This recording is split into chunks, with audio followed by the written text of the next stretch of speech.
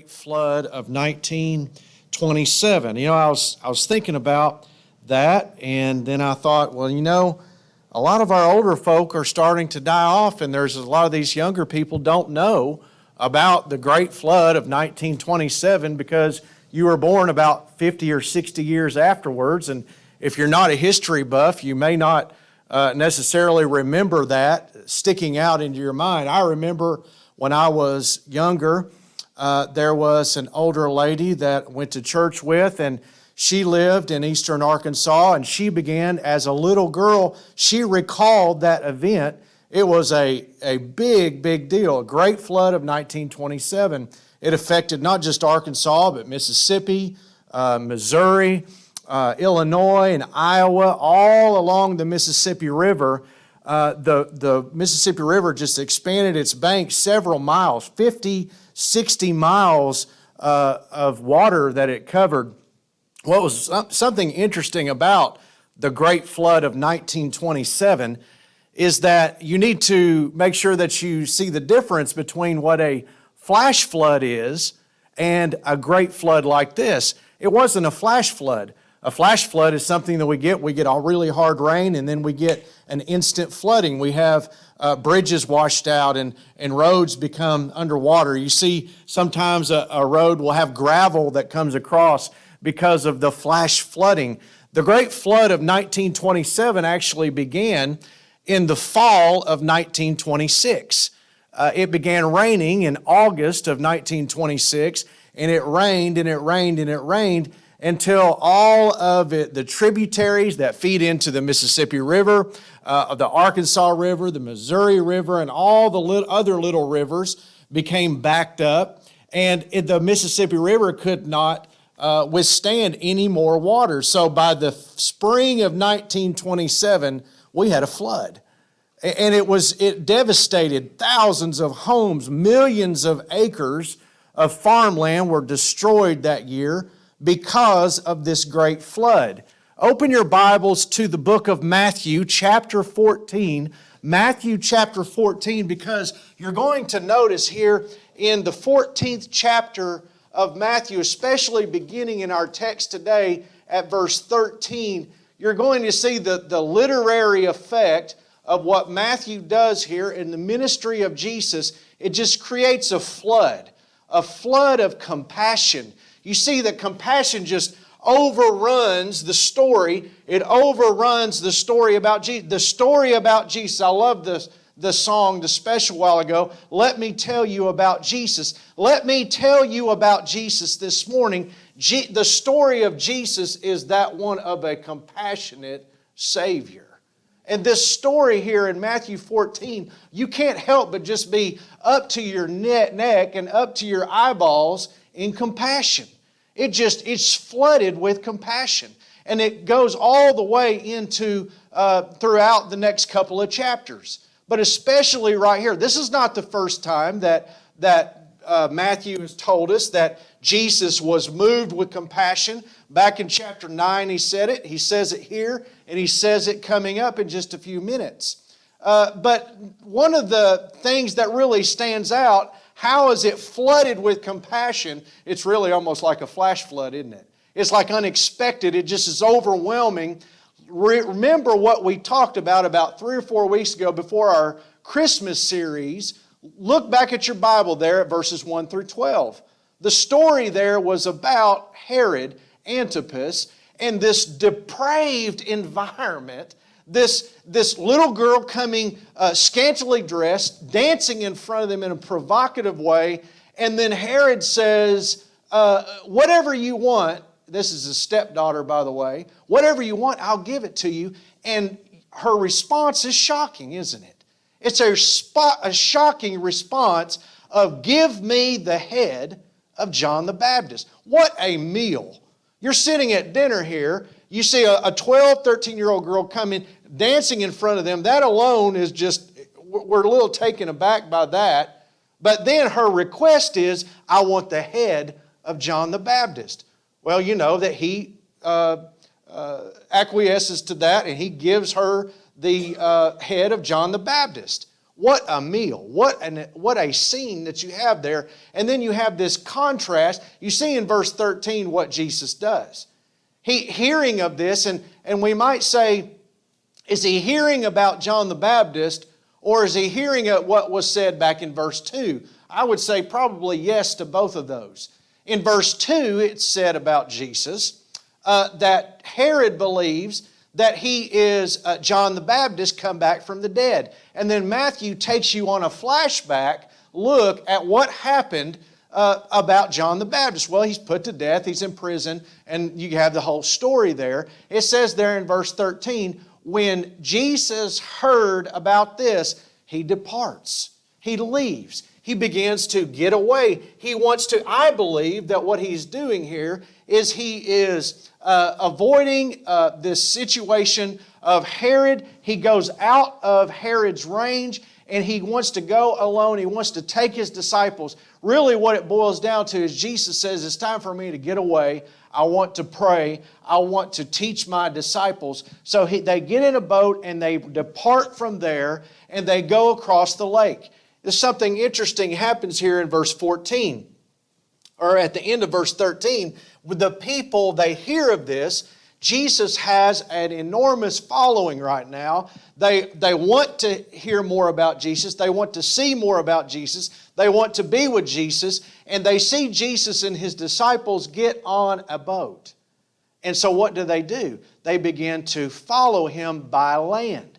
This is really an amazing situation. While I don't know if they know where he's going. All four of the Gospels have this account of the feeding of the 5,000. None of them tell us that the crowds knew where he was going. That in itself is pretty interesting. How do they know that they're going to be able to find him? I don't know. But it seems from all the accounts that when Jesus and his disciples get on the ship and they land at another location on the lake somewhere, that when they get out, there's the crowds. The crowds are waiting on them.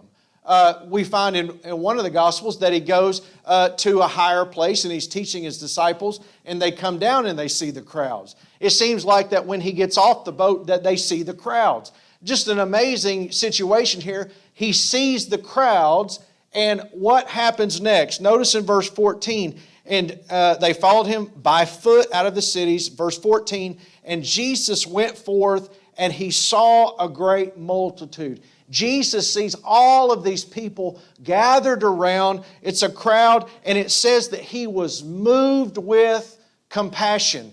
Let me tell you about my Jesus. Is that our Jesus that we believe in for salvation is one that is moved with compassion. He loves people. He loves people. It's lacking, okay? Let me just be very blunt. It's lacking among all people, including God's people, to love people. Don't even count on the world loving people, but if anyone needs to love people, it is God's people. Do you follow Christ? If you follow Christ, you will follow him in all of his attitudes and beliefs about people. Jesus loved people. He was moved. You know what that means? Moved, right? Right here in your gut. You know that when you receive news sometimes that you are moved. You are emotionally caught up in it. He is moved with compassion. He is caring about people. It means something to him. We can say it like this. It struck a nerve with Jesus. It meant something to him when he saw the people. What did he see? Well, he saw a great number of people. Well, that's nothing unusual, is it? I can go to the county fair and see a great number of people. I can go to a big football game and see a great number of people. But what Jesus saw, it goes even deeper than just people. It goes even deeper than just a great number of people. It goes to the needs of the people. When Jesus sees people, he sees needs. He knows that these people have needs. Now, Jesus knows things that we don't know. Jesus sees things that we don't know. He can see below the surface, But a part of being a part of following Him in discipleship and following Jesus is to be looking out for the things that Jesus saw. Jesus sees the needs. Well, I'm going to follow Jesus, so what am I going to do? I'm going to start thinking about the needs of people. I'm going to start caring about the needs of people just like Jesus sees people. Do you see Jesus do you see people, like Jesus sees people? A great question, isn't it? Don't answer that question. Take it with you. Think about it. Dwell on it. Reflect on it later. Do you see people like Jesus sees people? Notice here what He does. His response is that He healed them. He heals all the sick people there. He begins to minister to their physical needs. Notice here in verse 15, we see this little dialogue that takes place. Verses 15 through 18. And notice in verse 15, and then when it was evening, so we're getting later in the day now, His disciples came to Him saying, this is a desert place. You see there in verse 13, this is a desert place. I didn't deal with that a while ago. You may be thinking about rocks and sand and cactuses, but you need to go over to read the account in John. John says it was a very grassy place. It doesn't seem that it's the idea of the Mojave Desert or the Arabian Desert here. What it probably means is a deserted place. More, the meaning of it is far away from civilization. It is out of the reach of, there's not a Valero right there or a Big Red real close by. Can't run down and get a Coke and crackers. There's not a place to get food. It's a far deserted place. That's probably what he means by this. And so his disciples came and they bring Jesus a problem. They bring him an observation. And by the way, I don't want to leave the impression today. I've really been praying about this and thinking about this. I don't want to leave the impression with you that Jesus is the good guy and the disciples are the bad guys. Okay, don't we have little lessons like that sometimes, and we think, oh, this is how the disciples were failures, and this is how they were just really dumb and out of touch with things. But then Jesus, and of course he is the hero of every story, but that's not what the story is about. The story of Jesus is about who is the real identity of Jesus. What can Jesus do, and what are the disciples supposed to do as they are associated and follow Jesus? But notice the very normal, typical observation. There's nothing wrong with what they say. They say, it's getting late. I do wonder if part of their motivation is that they're getting hungry. They're probably thinking that I'm hungry, so I know all these other people are probably getting hungry. It's getting late. It's dinner time. It's time to eat. And so that's what they say to him. This is a deserted place. The time is now past. A lot of time has gone by. We've been here all day. Send the multitude away that they may go into the villages and buy themselves victuals. On one level, we could say they're being very considerate, aren't they? Let's let them go, Jesus. You've done a great work here today. We're all amazed. We're all impressed. We realize who you are. Let's go ahead and let these people go. I want to show you something very quickly. Go back to 1 Kings chapter 22. I know it's a little bit of work, but you'll be able to handle it. In 1 Kings chapter 22, go back in the Old Testament, because there's about 3 different places I'm going to show you where this whole scene that Jesus is involved in this feeding of the 5,000, it has some Old Testament allusions, some Old Testament references. Very interesting in the language here, in some of the similar things that he says. Go back to 1 Kings chapter 22 and look at verse 17. When we talk about Jesus being moved with compassion, look at, and before we get to his response to the disciples' request to send them away, you've got to look at 1 Kings chapter 22 and verse 17. Watch this. This is uncanny. It's almost a little bit spooky Watch this. In verse 17, and he said, and by the way, this is the prophet that is making an observation about the current time of Ahab's reign. And you know the story on Ahab. I don't want to dig deep into this right now. Ahab was the husband of Jezebel. Jezebel is the model wicked woman in the whole world of all time. Ahab is like the model worst king ever. Okay? So Ahab and Jezebel. And this was, in verse 17, is a depiction of what life was like when Ahab was king of Israel. Now watch what is said about, this is something, you don't want this to be said, right? This is a very negative thing, but it is the truth. This is what's said. And he said, I saw all Israel scattered upon the hills as sheep having not a shepherd. And watch this. And the Lord said, these have no master. Let them return every man to his house in peace. This is the point here. Now listen very carefully. When the prophet said, in this time of Ahab's reign, I'm seeing all Israel scattered around like sheep without a shepherd. They have no master. And then, so what really needs to happen, since they have no master, is just let them go. Send them away. What were the, go back now to Matthew chapter 14. What was the first instinct of the disciples when they see the situation at the end of the day? Send them away. Go back. But Jesus is having none of this. Jesus is saying, you know what? I am here. And this is one of the main things that I want you to see today. Who is here? Who is the one that is going to a solitary place, who's teaching his disciples, who is moved with compassion and sees all of these people? Who is here? He is a shepherd. In 1 Kings 22:17, he says, I'm seeing all Israel scattered as sheep without a shepherd. Then they need to be sent away. When the disciples are saying, send them away, Jesus says, not so fast, my friend. They don't need to. Look at what he says here in verse 16. Matthew chapter 14 and verse 16. But Jesus said unto them, and by the way, that but is an adversative. It means this is a contrast. It means when someone says something to you, you say no.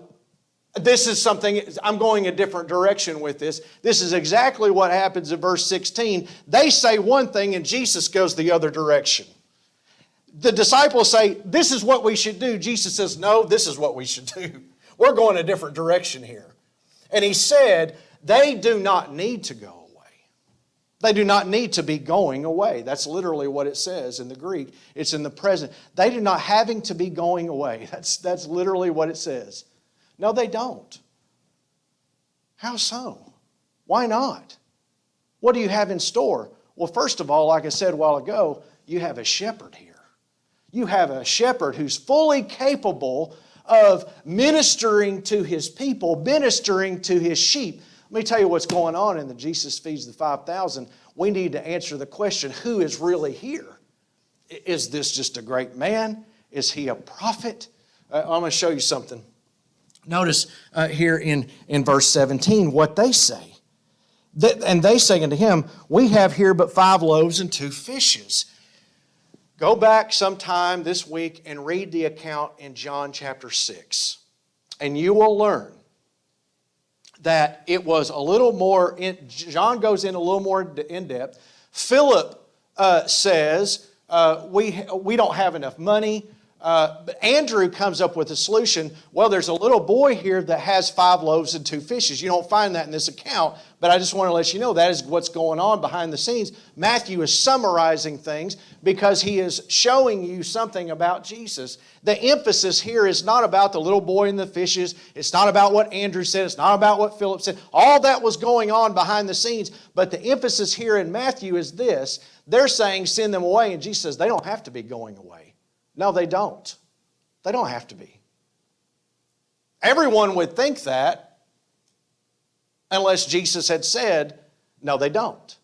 Now, here's what he said. They said, well, all we have here is 5 loaves and 2 fishes. And he said, Bring them to me. Who is the them? He's talking about the fish. He's talking about the loaves. Bring the loaves and bring the fish to me. Is Jesus about to eat? Is he going to get his belly full and they're going to all watch him eat? Jesus has got big plans here, and he's about to do a miracle. Before we get there, I want to show you something else. Go back over there to 2 Kings. 2 Kings, back there by 1 Kings. 2 Kings is after 1 Kings. Did you know that? And just a couple of pages over in chapter 4. You talk about spooky. A while ago, it was a little bit odd, wasn't it? We see that 1 Kings 22, that prophet that said that, and give us this depiction of what it was like when Ahab and Jezebel were leaders of Israel. And by the way, Jezebel was just as much of a leader as Israel as Ahab was. And we know what happened to her. But look at chapter 4 in verse 42. Chapter 4 in verse 42. 2 Kings 4 in verse 42. Now we're into the era of Elisha in 2 Kings, by the way. That was Elijah in 1 Kings. Now we're into the era of Elisha. He followed Elijah as a major prophet. Look at verse 42 of chapter 4. And there came a man from Baal Shalisha and brought the man of God bread of the first fruits. He's talking about Elisha. Look at this, 20 loaves of barley and full ears of corn in the husk thereof. And he said, give unto the people that they may eat. What did Jesus just say a while ago? He said, you feed them. Give them something to eat. Notice this, and his servitors said, what should I set this before 100 men? What were the disciples saying a while ago? How in the world are we going to feed these people with the 5 loaves and the 2 fishes? Now watch what happens. And he said again, repeated it, give the people that they may eat. For thus saith the Lord, they shall eat and shall leave thereof, which means they're going to eat and there's going to be leftovers later. Well, I've got chills running up my spine, don't you?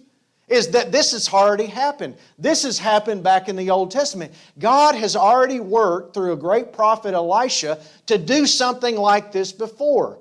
And so we're asking the question again, who is really here? Well, Jesus is going to surpass the ministry of Elisha. He's going to go above and beyond what Elisha does. Look what Elisha had to work with. He only had 100 people. Jesus has 5,000, and he's got 20 loaves of bread. Jesus has got 5. Notice this. So in verse 44, so he set it before them, and they did eat, and they had leftovers according to the word of the Lord. Go back to Matthew chapter 14. Notice what happens here. He said, bring them to me. And Jesus said in verse 16, you give them something to eat. Now watch what happens here in this. We're going to see the miracle in verses 19 through 21, but we're going to see that everything that Jesus said is going to come about. He said to the disciples, you feed them, and then he says, bring the loaves to me. I'm going to take care of this. I want to stop right here because this is one of the main ideas I want you to take with you today. Is that you will never do anything significant for God apart from Jesus taking the lead role in it. You won't. We can talk and we can act like we did. We can talk about things. But apart from the Lord Jesus' presence in your life, Him leading in your life, you're never going to do anything for God.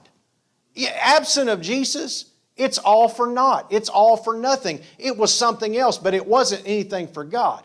Jesus is going to take the lead role in this. Watch what He does in verse 19 and how He takes the lead role. And it said, and He commanded right there. You see that. He starts to take charge. He says, and He commanded the multitude to sit down on the grass. And Matthew does mention the grass. So we're not around cactuses and sand and and rocks and all these things. We're sitting on the grass. By the way, I didn't mention it a while ago, it's probably springtime. John talks about it's being close to the Passover. We know the Passover is in the springtime.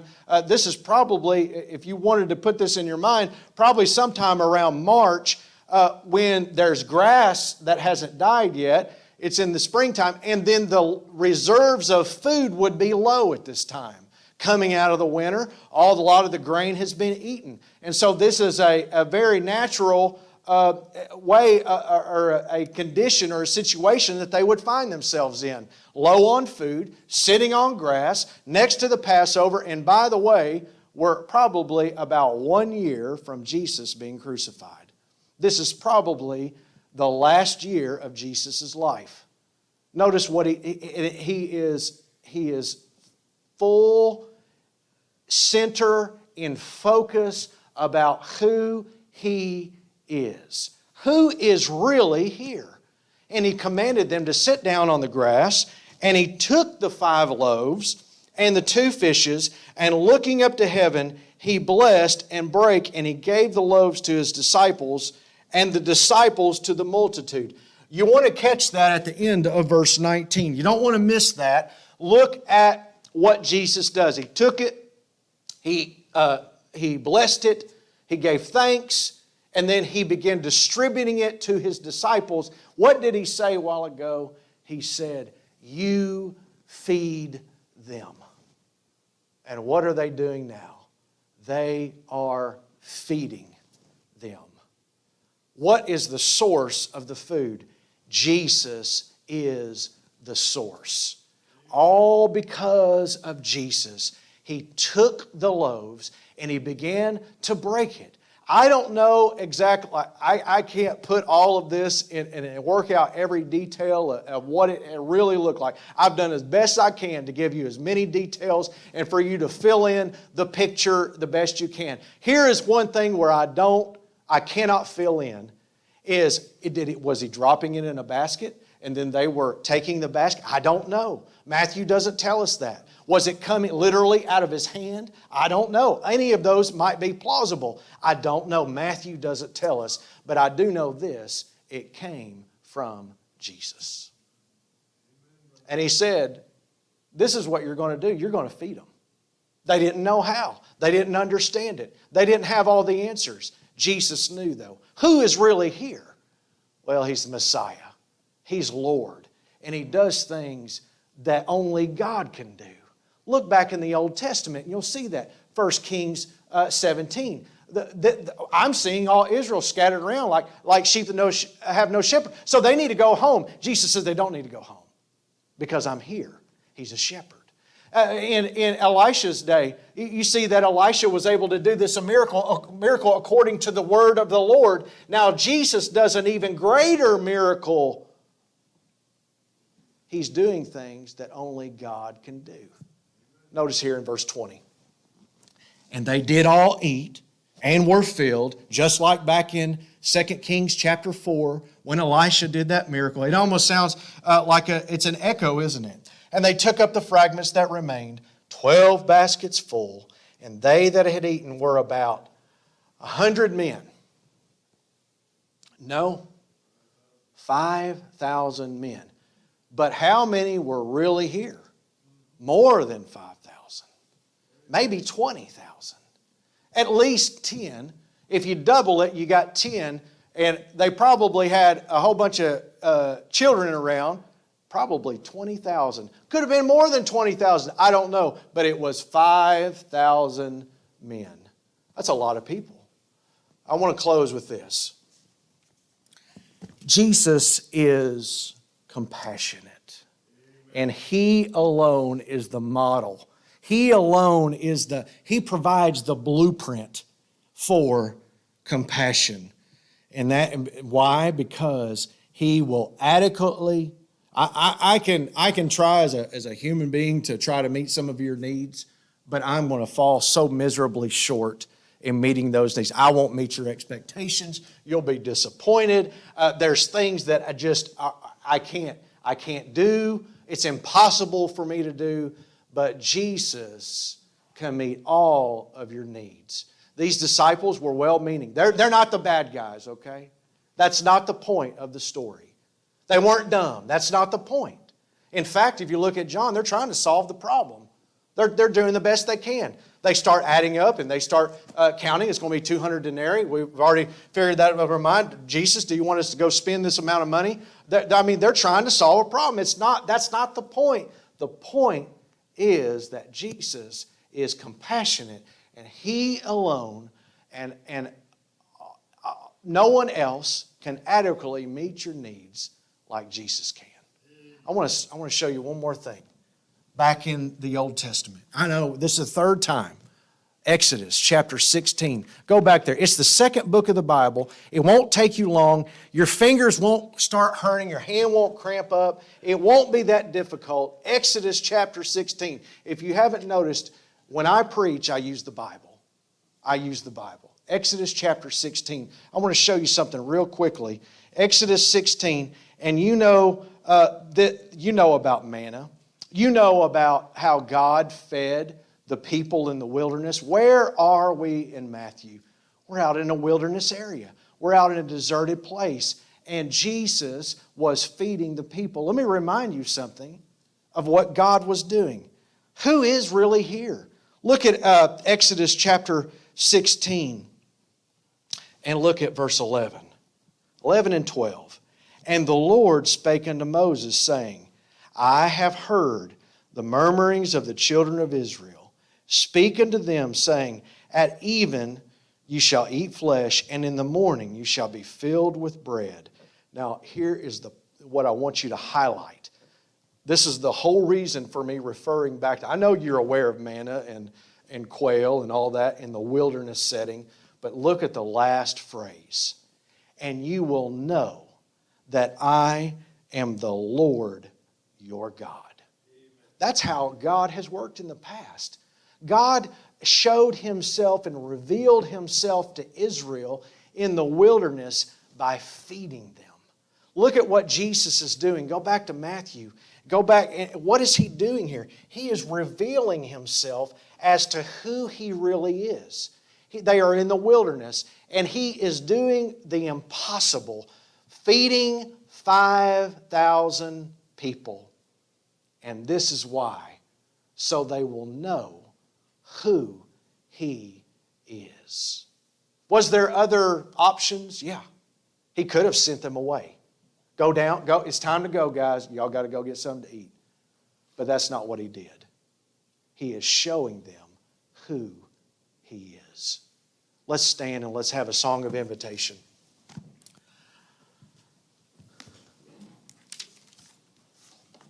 When we hear this message, I want you to think about something. This is physical needs. Jesus can meet your physical needs. He can meet your spiritual needs. Whatever your needs are, Jesus can meet your needs. I don't care if it might be that you've struggled with certain kind of things in your life. Jesus can meet those needs, and He can provide for you. Here is what He is asking you to do. Here is the response to this message. He is asking you to trust Him. That's what He's asking. Will you trust Jesus for all of your needs? Or are you going to go through life and you're going to try to meet your own needs on your own? That's the decision that you have before yourself. Are you self-sufficient? Everything that I can do all this by myself? Or do you need to depend on Jesus and trust Him that He will meet all of your needs? As we sing a song of invitation.